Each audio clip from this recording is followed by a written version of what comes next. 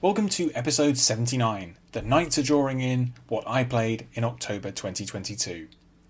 October has been a huge month in the world of games with a bevy of significant releases. The record 5 games I reviewed for entertaining this month encompass all possible levels of budget and scale.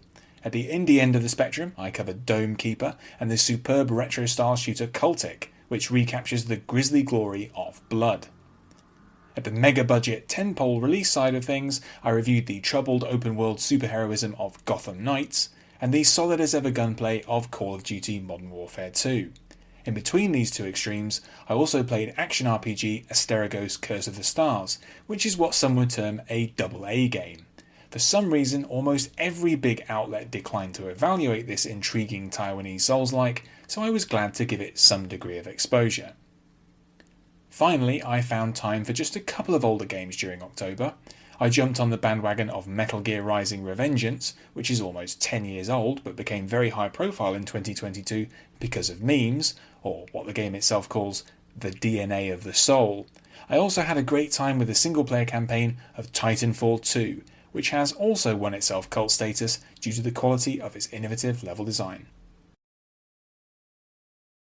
First up, Asterigos Curse of the Stars, released in 2022, developed by Acme Game Studio, published by TinyBuild.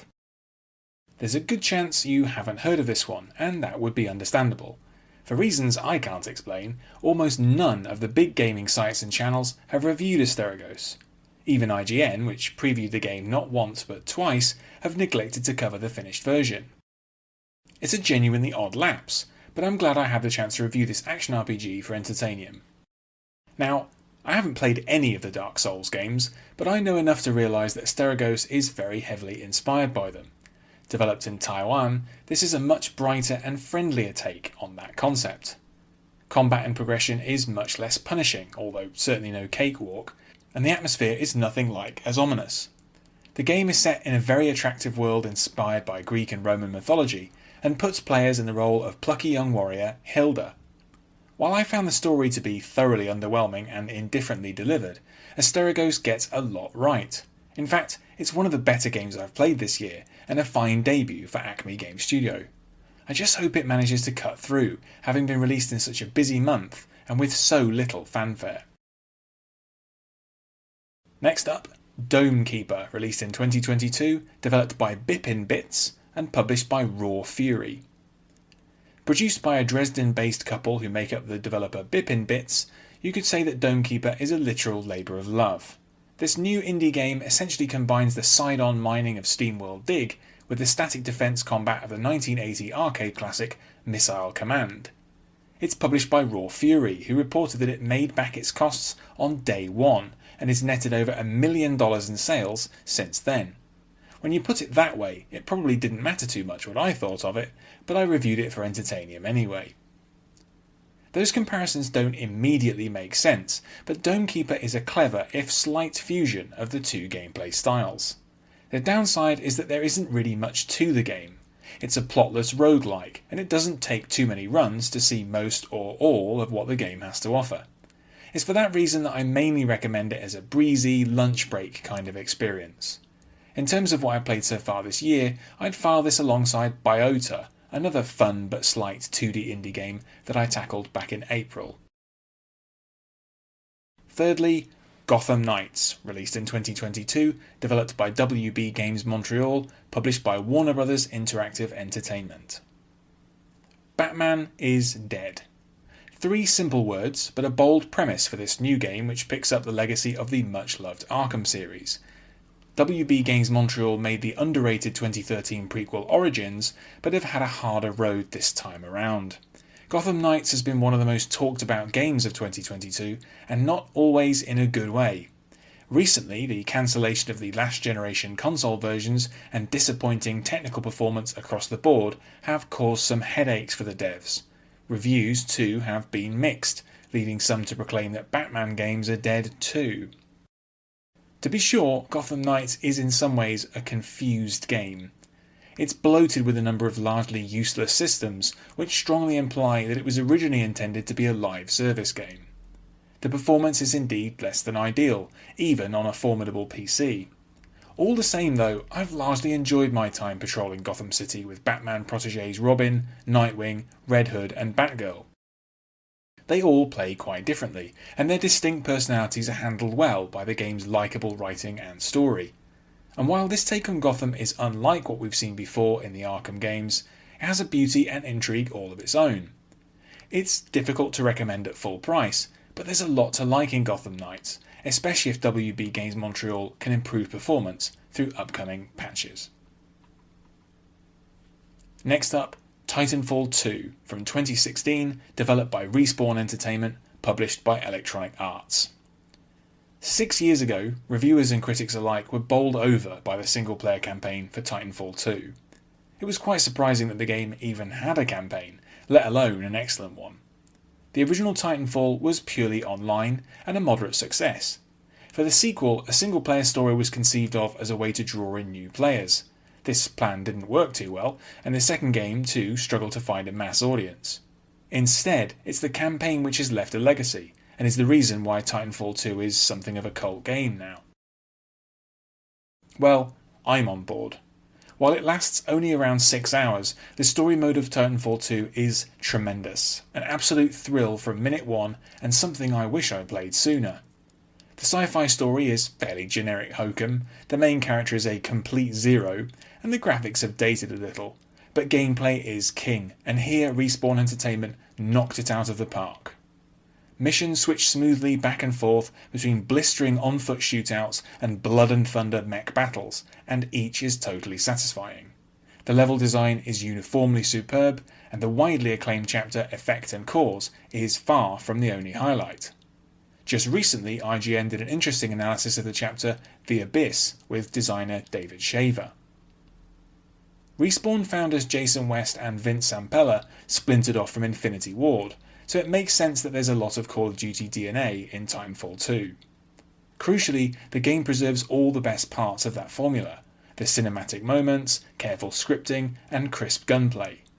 Titanfall 2 never feels as restrictive or linear as Call of Duty though, and the sci-fi setting facilitates a lot of the more ambitious and successful design ideas. Put simply, Titanfall 2 is an essential play for FPS fans. Metal Gear Rising: Revengeance from 2013, developed by Platinum Games, published by Konami. This year, Metal Gear Rising has enjoyed a major resurgence and may even be the most consequential older game of 2022. This has a lot to do with memes, mostly focusing on two of its larger-than-life villains, Jetstream Sam and Senator Armstrong. Yes, as people like to point out, the final boss of this game is indeed a sitting United States Senator. Enthusiasm for Metal Gear Rising has reached such a fever pitch in recent months that some have breathlessly called it a masterpiece. Certainly it's in a better place than Platinum Games' new release this year. Their live service action RPG Babylon's Fall has been a catastrophic failure. Now, I wouldn't call Metal Gear Rising a masterpiece, far from it, but this spin-off to the Metal Gear Solid series is deliriously entertaining. Set further into the future than any other game in the series, it ditches almost all stealth elements. Instead, it's a third-person action game which moves at an absolutely furious pace. Mildly emo cyborg warrior Raiden, a veteran of Metal Gear Solid 2 and 4, navigates a totally privatised and cyborgized world in which private military companies abduct kids, experiment on brains, and foment new conflicts to keep the war economy ticking over. The game periodically slams the brakes on to facilitate codec conversations, and at times the camera is terrible, but mostly this is supremely entertaining. The action and cutscenes are magnificently over the top, and slicing enemy cyborgs apart with blade mode and feasting on their electrolyte-packed spinal columns remains fun for the 8 or so hours it takes to see Raiden's rampage through to its end. How did Platinum Games summon the strength to cut this minor gem? It can only have been nanomachines, son. Cultic, released in 2022, developed by Jassos Games, published by 3D Realms. Add a new place at the top table. Cultic is, in my view, a new entry in the club of the very best retro-style shooters. Inspired in large part by Monolith's 1997 classic Blood, the game crucially does strike out in its own directions. Remarkably, the game is almost entirely the work of one person, Jason Smith of Jassos Games. He's done a tremendous job here. Everything about Cultic, from its grisly combat and superb soundtrack to its gloomy visuals, feels perfectly pitched and well integrated. The game captures the appeal of Blood while adding several thoughtful modernisations. The weapon upgrade system, for example, is a smart addition. The need to find weapon parts encourages exploring the maps to find secrets, and the upgrades are impactful but not mandatory to progress. The game also uses journal entries to tell its story and avoids the common pitfalls. There aren't too many of these documents, they're short, and they're actually interesting to read. Cultic came out on the 13th of October, but the 10 included levels are actually just the game's first episode.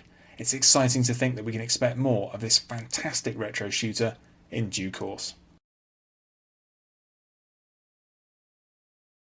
At the other end of the spectrum, there's Call of Duty Modern Warfare 2, also released in 2022, developed by Infinity Ward with several support studios, published by Activision.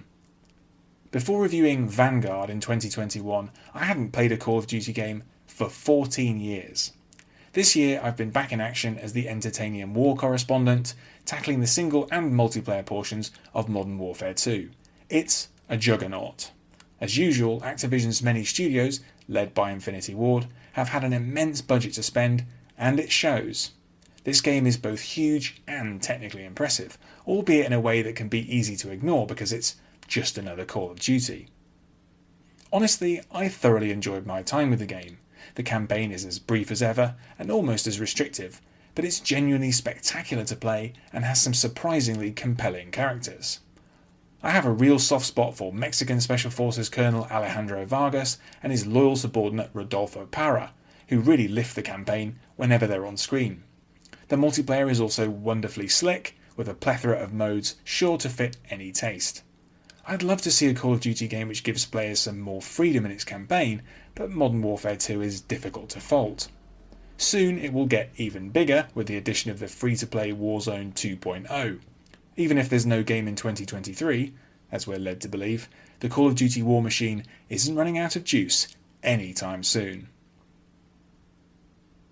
That brings this roundup of a very busy October to a close. In November, I hope to be playing Evil West, among other things. As always, if you enjoy my writing, please consider supporting me on Patreon, and be sure to keep reading new games coverage at Entertainium. Thanks for listening to this episode. You can find more of my writing in text and audio form at my site andyjohnson.xyz. You can also find me on Twitter at AndyJohnsonUK, and you can support me at patreon.com/AndyJohnson. Catch you next time.